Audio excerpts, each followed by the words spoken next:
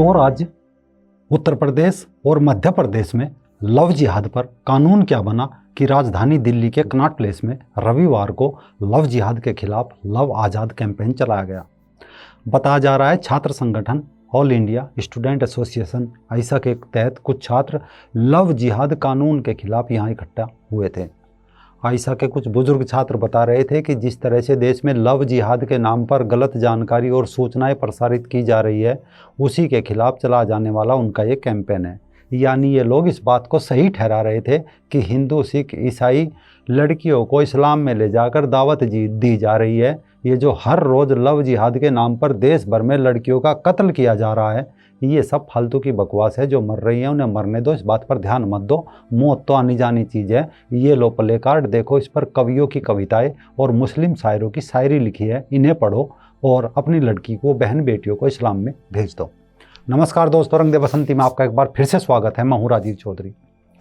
मामला क्या है कि ऑल इंडिया स्टूडेंट एसोसिएशन और SFI student federation of India शायद दोनों ही परिचय के मोहताज नहीं होंगे। ये वामपंथ की फैक्ट्री से निकले वो सांप कहो या संगठन है जो आते तो अकादमिक क्षेत्र से हैं, लेकिन इनका मूल मुद्दा शिक्षा या उससे जुड़ी चीज़ें नहीं है। वजह बेवजह सरकार से लड़ते हुए दिखना है, खुद को पीड़ित की तरह पेश करना है, इनका गेम प्लान है। यानी पर्दे के पीछे बैठे इनके मजहबी आका इनका बखूबी इस्तेमाल कर रहे हैं। 90 का दशक था, देश में उदारीकरण का दौर चला तो वामपंथ की जड़ें हिलनी शुरू हुई। तब आइसा 1990 में स्थापित हुआ। आइसा की राजनीति दीपांकर भट्टाचार्य और कविता कृष्णन ने शुरू की। इन दोनों की सहानुभूति किस तरफ है ये किसी से छुपा हुआ नहीं है। अगर इनके विरोध और प्रदर्शन पर नज़र डाले तो सारी तस्वीर साफ हो जाती है। पहले इनके मुद्दे थे कश्मीर में सेना पैलेट गन का इस्तेमाल क्यों करती है, अफजल गुरु की बरसी इनका मुख्य त्योहार है, 3 तलाक के खिलाफ कानून क्यों लाया गया, जम्मू कश्मीर से अनुच्छेद 370 क्यों हटाई गई, आतंकवाद निरोधी कानून UAPA में संशोधन होना चाहिए। अब ये लोग लव जिहाद कानून का विरोध करके लोगों को प्रेम का संदेश देने आ गए। वैसे इनके संदेश और भी प्रेम भरे होते हैं। नागरिकता संशोधन कानून का विरोध करते समय आइसा की छांव में बना संगठन पिंजरा तोड़ की नताशा और देवांगना कलिता ने समुदाय विशेष के घर घर जाकर बताया था कि दंगे की हालत में औरतें क्या करें। तो वह बता रही थी घर में गर्म खोलता हुआ पानी और तेल का इंतजाम रखे, बिल्डिंग की सीढ़ियों पर तेल और शैम्पू सरफ डाल दे, लाल मिर्च का पानी गर्म करके डाले या लाल मिर्च का पाउडर रखे, तेजाब की बोतल घर में रखे, बालकनी टेरेस पर ईंट और पत्थर रखे, कार बाइक से पेट्रोल निकाल कर रखे, लोहे के दरवाजों में स्विच से करंट का इंतजाम रखे, एक बिल्डिंग से दूसरी बिल्डिंग में जाने के लिए रास्ते का इंतजाम करे, बिल्डिंग के सारे मर्द हजरात एक साथ बिल्डिंग में ना छोड़े, कुछ लोग महिलाओं की सुरक्षा के लिए रुके। ये सब हम नहीं कह रहे, बल्कि पिंजरा तोड़ गैंग के सदस्यों के बाद दिल्ली पुलिस की चार्जशीट में सब आरोप है। आज ये लोग हाथ में बैनर लेकर राजधानी में लव आज़ाद के गीत गा रहे हैं।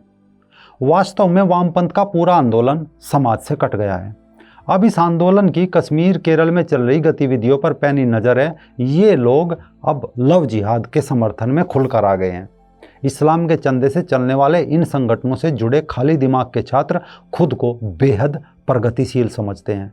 देश विरोध इनका पसंदीदा सगल बन गया है। इनके नारे देखिए, साधु संतों की सरकार नहीं चलेगी, गाय गोबर की सरकार नहीं चलेगी, ढपली बजाते हुए फैज़ अहमद फैज़ द्वारा लिखित हम देखेंगे नज़म गाते हैं और सनातन के खिलाफ बोलते हैं। इन सब के बीच इन्हें देश की गरीबी का ध्यान अचानक उस वक्त आता है जब छात्रावास की फीस 30 रुपये से बढ़ाकर 300 रुपये कर दी जाती है।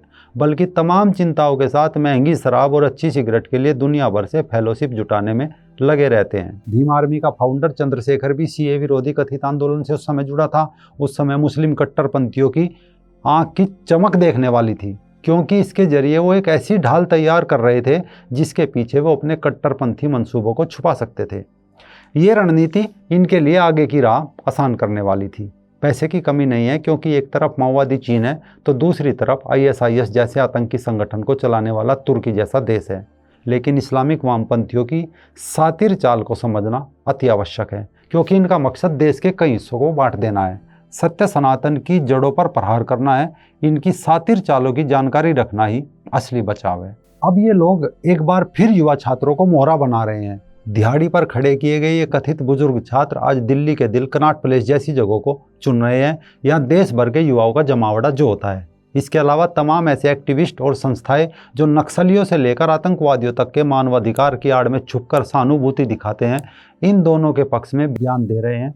वास्तव में अमेरिकी राष्ट्रपति डोनाल्ड ट्रंप की भाषा में ये लोग एंटी फासिस्ट हैं। ये मानवता के नाम पर तमाम अमानवीय गतिविधियों में शामिल पाए जाते हैं। ये लोग हर एक वो विरोध करेंगे जिससे सनातन धर्म को नुकसान होता हो, जिससे हिंदुओं की चिता जलाई जाती हो, जिससे भारत माता के टुकड़े किए जाते हो, हिंदुस्तान से हिंदुओं का सफाया किया जाता हो। आज इनका विरोध लव जिहाद कानून है, कल इनका विरोध फिर सनातन धर्म होगा।